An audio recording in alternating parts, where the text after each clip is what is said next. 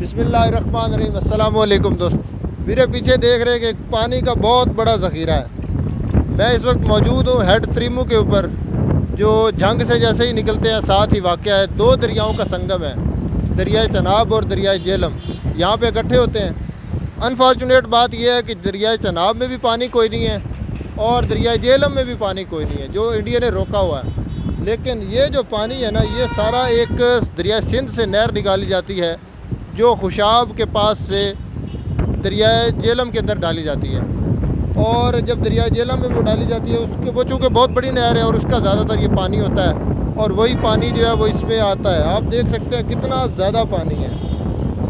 ये जो हेड है, इसकी अगर मैं तारीख़ के हवाले से बात करूँ तो ये 1939 में ये सर हेनरी गवर्नर थे पंजाब के, इंग्लिश रूल में, उन्होंने ये हेड त्रिमू जो बनवाया था।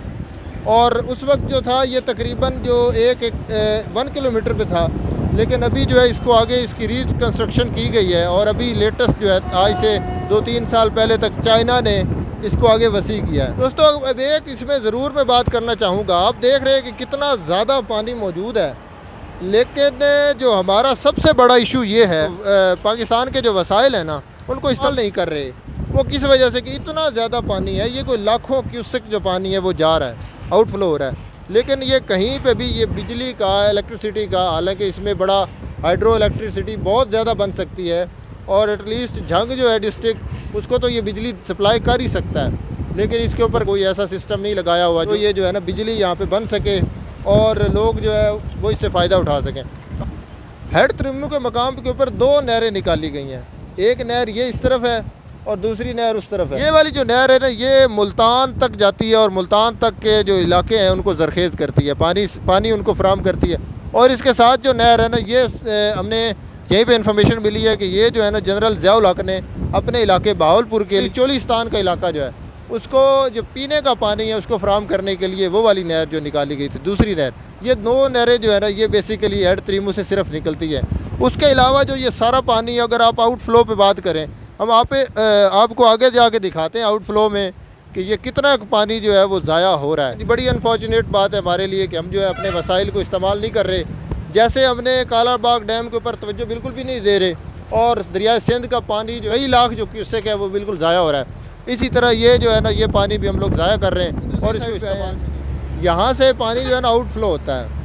लेकिन इसकी एक खूबी ज़रूर है, ये चूँकि 1939 में ब्रिटिश दौर के अंदर ये बनाया गया है, लेकिन ये सारी कंस्ट्रक्शन आज भी बिल्कुल मजबूती के साथ खड़ी हुई है। उसके अंदर जो है ना वो फ्लड को कंट्रोल करने का भी ये साथ में सिस्टम लगाया हुआ है कि ताकि अगर पता चल सके कि पानी जो है ना वो कितनी एक मिकदार में मौजूद है, कि पानी को जो है ना वो चेक करने के लिए कि पानी कितने क्यूसिक जो है ना वो हेड के अंदर आ रहा है।